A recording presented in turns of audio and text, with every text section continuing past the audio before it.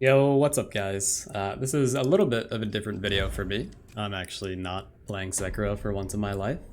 and that's because for the last week or so, I've had early access to the Mortal Shell closed beta, getting ready for the Deathless tournament that is happening today, if you're watching this when this video is uploaded.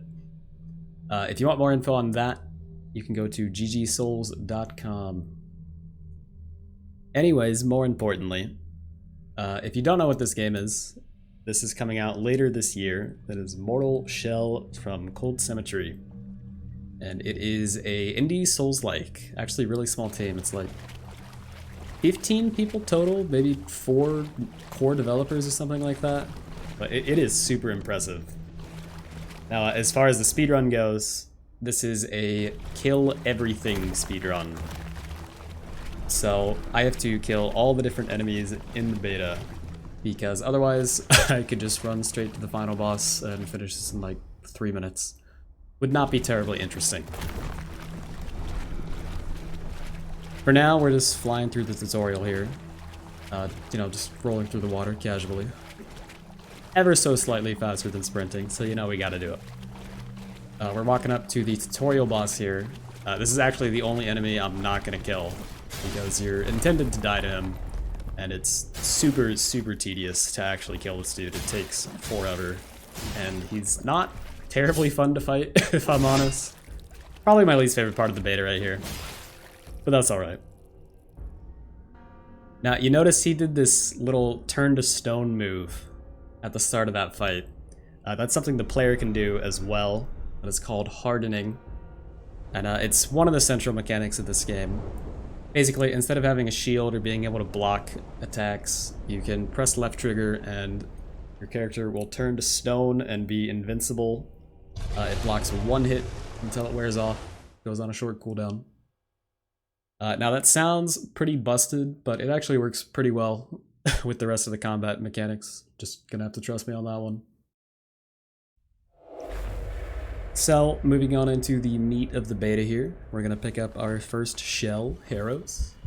You actually never have to pick up a shell at any point in the game. You could just play through the whole thing as this scary looking ghost guy.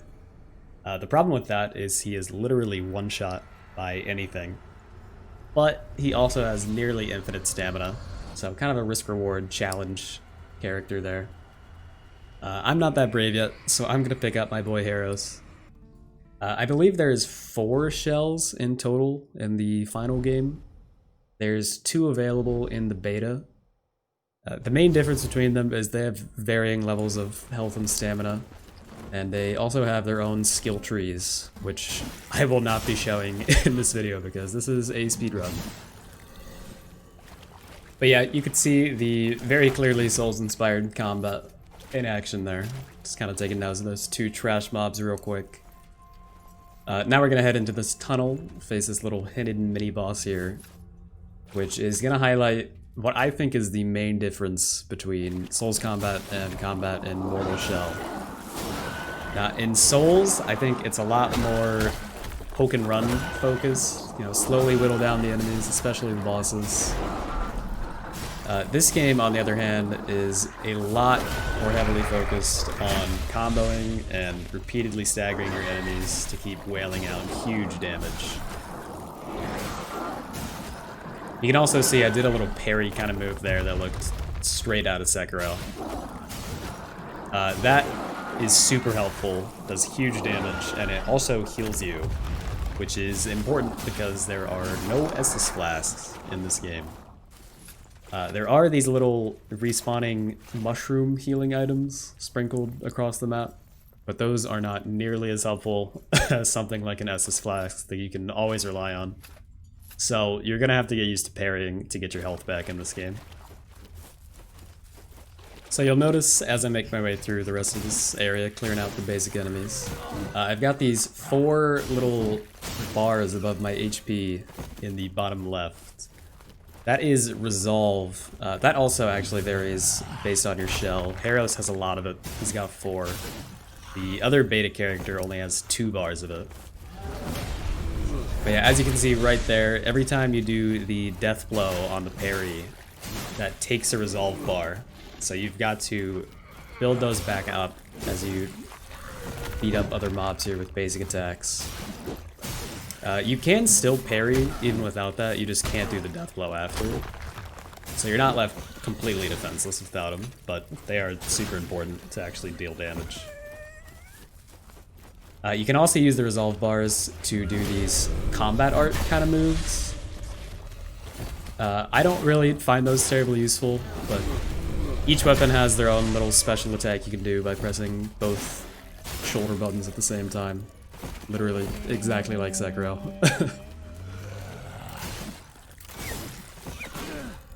So looking in the bottom right, we've got our currency.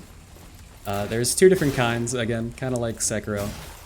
On the left, we've got tar, which is the 839. That just went up to 865. That is basically exactly like Souls and Dark Souls. You can use it as experience or as currency for shops. There is a shop in the beta, but I do not bother to go to it for this. And again, like Souls, you will lose that on death. If you can get back to your body on the next go around, you can get it back. If you don't, it's gone for good.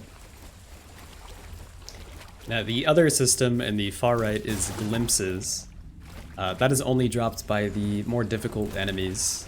I have 0 right now because I haven't been bothering to pick it up. But that is basically like skill points that are tied specifically to whatever shell you picked it up as. So the tar carries over between shells, the glimpses does not. And again, unlike the tar, the glimpses are exclusively used for the skill points. So we're gonna go ahead and switch weapons here to the hammer and chisel. I find this one just a bit more useful. A lot more wombo combo potential with this guy. You can really see with this weapon as well that it's super beneficial to kind of weave in R2s in between your R1s. The bread and butter combo that I use on pretty much everything in the script is R1, then R2, then R1, R1. And that more or less shreds everything. You can also really see with this weapon that I can even take a couple steps in between my two swings here and maintain my combo string. Which is important because you really push back enemies a lot in this game, so you're going to want to repeatedly walk up to them to make sure you're actually connecting with your attacks. Yeah, there's a decent bit of leniency there, because the game really wants you to try and focus on maintaining these combos to just completely destroy your enemies in one go. These guys right here with the two swords are mega annoying. They have a bunch of iframes and they also explode into poison on death, which is not fun, but obviously I know how to deal with them at this point. These guys here, another big parry bait enemy. Scary if you don't know how to do parries. Pretty much a piece of cake if you do. No biggie there. This guy we're gonna try and shove into the pit. Let's get a nice quick kill. And there he goes. Gonna try and do the same to these two.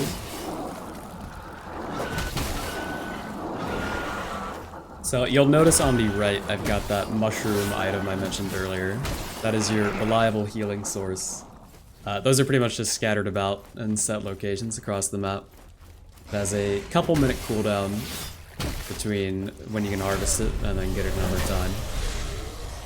The kind of annoying thing is that does not reset on death.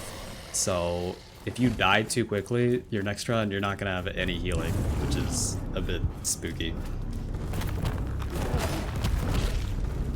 But yeah, we've just got our final boss left now. You can see we can even parry this dude to incredible effects. That's pretty much all I'm going to do to this guy. It's just attack, spam, and parry when possible.